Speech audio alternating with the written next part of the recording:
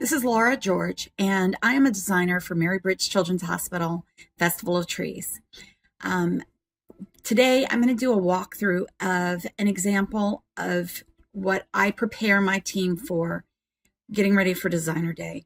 I normally send this out in advance, and I also have it available on Designer Day. So if you're ready, here we go. What I do is create a PowerPoint that kind of gives everybody an expectation of exactly what we're going to do, following certain steps, and by numbering my boxes of the items that we're going to be using for the day. So this layout plan for the day begins with everybody signing in. Everybody needs to sign in. They also need to complete their volunteer form online prior to the day, or they have to do it right then at registration. We want to make sure that everyone is accounted and that the festival is aware of everybody that's there. Now, the decorating cannot begin until I've signed in, until I have my circuit breaker. So we make sure that we've got that circuit breaker in hand, and anybody getting there early is instructed to get coffee and pastries or whatever they want, but not to begin until I'm there. Very first step is we're going to get that plastic bag under the tree. So we usually have one person or two people lean the tree back, get the plastic bag situated underneath that tree and set up so that it can easily be lifted and wrapped around the tree on Sunday when we're packing up for delivery. When we do this, we're going to also want to make sure that that circuit breaker is in there inside of the plastic. And we're also going to be making sure that our extension cords, which are in our designer bucket, are attached to that circuit breaker and ran up the middle of our tree. So our step 2 is that we're going to run extension cords up the middle of the tree. We do that straight up the side. You may decide that you want to select the front of your tree first, or you may just want to run one extension cord up one side, one extension cord up the other. I typically use a 6-foot to 9-foot extension cord, depending on what I get a special on, or if I get a 3-pack, but I make sure that I'm using good quality cords because I'm going to have a lot of lights running off these cords. Once we've completed with that, I'll select the front of the tree along with my team. So when I say the front of the tree, I mean these trees are coming from the woods. They may have holes. There may be sides to the tree that are less desirable. So we'll try to pick the best 1 or 2 or 3 sides and have that determine that that's the side we're going to face out to the general public. So when we do that, we make sure that we have that side kind of turned to where we're going to be working on it the majority of the time, facing out. I usually position my tree in the very center of our 10 by 10 space and try to leave ourselves as much room as possible until we're ready to move that tree around. Now, when I talk about 10 by 10 space and I'm talking about these trees, I am talking about what is our most common tree, which is the 7-foot. I've also done 4-foot trees, and they're very similar. So you can adapt this to your 4-foot tree, but just know, obviously, you're scaling back the amount of lights, the amount of extension cords, everything that you're putting on here. So we've got our extension cords ran up. That's 2 to 3 extension cords, and because we can always attach others to the bottom. And then our very first box is lights. So when I bring all of my supplies down, I make sure that I've put all of my supplies in boxes and labeled them based upon what they are. Sometimes box 1 is my lights. Sometimes box 1 is my lights and my topper, depending on the size tree I am doing and the number of items that we're placing on. So in this instance, in this example, we have a box of lights, and we're going to start with that box. We're going to run our 100 strands down the center. I'm going to use probably 3 to 4 strands if I'm doing a 4-foot tree. I'm only going to use 2 to 3. But what this is for is if the tree is extremely dense, the center of that tree is going to be very dark. So we try to run some lights down the center before we get anything else going on to create light and depth to our tree. After that, we will start usually at the bottom of the tree running 150 count strands of icicle lights. We wrap those around the base of our tree and we pull those tendrils out the branches. And we'll feed those up until we get to where it's too difficult to use icicle lights. And then we go to our single strand, either 100 or 150 count strands. Now, the count is, it just is easier for us to control 150 counts. They do make 300 counts. If you've got teams of 2, it's very doable. It just depends on how many people you have volunteering. Also, we try to work on either the top or the bottom and either go up or come down. We try not to have people working over top of each other. That's where you really start to get tangled up and have issues with people being in each other's way. In box 2, I have my topper. So the tree topper is partially constructed. It also includes any of the ornaments or any of the flowers or anything that's going on that topper. This topper may be a floral block on a stick. It may be a metal wire cone. It may be a floral cone. It may be a metal wreath.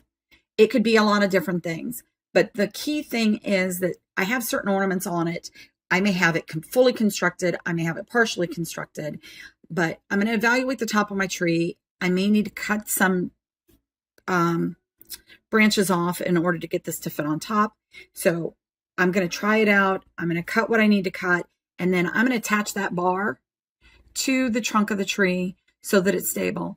Trying to remember that when we go to pack up on Sunday, those trees can only be of a certain height. If your tree is tall, you may have to take that topper off, most likely, in order for it to ship.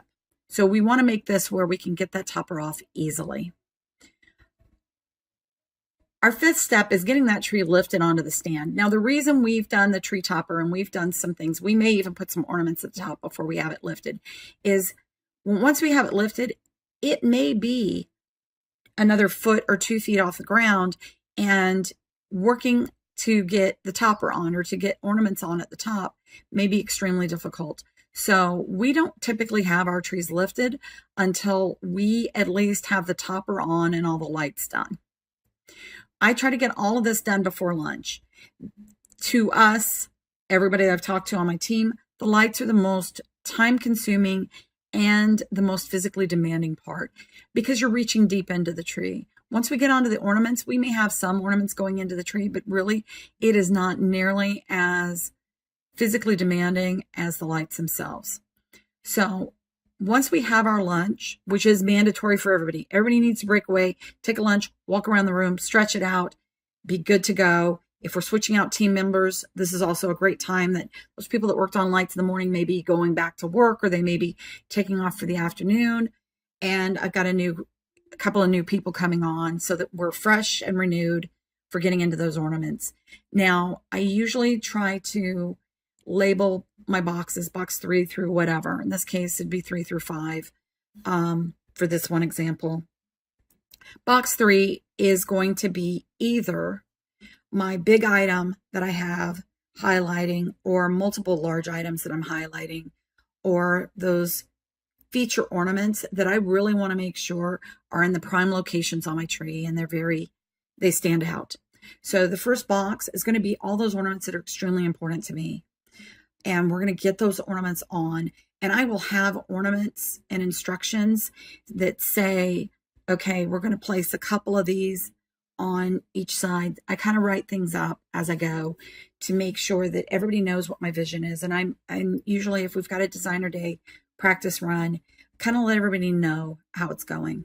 We get down to box 5. That's like my filler. That might be my mossy items, my little sprays, whatever I'm using to kind of fill things in that are the least important items. So all those boxes, I put them in a different order so everybody can kind of work without needing instructions from me all the time. Step 8 is to finally do our layout and our finish. Now, this is when I move the tree to wherever it's going in the square. Again, we've got people in different sides of us, and we want to make sure that we're not butting into them. So last thing we're going to do is move that tree to wherever its final resting place is. And we're going to put the gifts around it. We're going to make sure that our cords are covered. If we've got any kind of vignettes going on, those are all displayed well. And during all of this, some of my volunteers may be hot gluing items or wire tying on some, or putting wire ties on some remaining ornaments. And again, I have instructions for that. And I have we get them set up at the table or in different workstations so that we're not all over top of each other. I'll tell you, sometimes working with 3 or 4 people is easier than working with 10. It all depends. But really the key to Designer Day being easy is that everybody knows what's going on and that we all have a very clear idea of what order we're doing it in and how it's got to be done. So how do I work all this in, and how do we kind of explain this and have everybody ready? Well, I also make sure that my team knows what's our tree number and where is it located. And then I do a spatial planning. In this instance, I've selected a 10 by 10 space because that's usually the most common. And what I've done is set this up as if I was on tree 28 or 12 or any of these back ones where the top left corner would be my focal point, where people coming through are going to see me from the top side, the left top corner, and the left side. If I was on tree 30, I would obviously want the right side being my front focal point with this corner, and the top being important also. Tree 36, I'd have to worry about every side, and maybe I'd put my tree in the middle. It really does have a lot to do with where you do placement. Now, in this example, I have not gone too far. I've tried to do exactly what I was saying. Is this would have been tree number 28. The front would have been this side. I have my signage describing the gifts. If I know that my crowd is going to be coming from the center here, I may have it here. And I may also, again, have it on this back left corner where people are initially engaging with my tree. This front, I may decide to have my tree sitting back so that I've got gift items in here. What I try to do is, by using PowerPoint and using the grids on, is measure out, okay, in this instance, 1 inch is about 2 feet.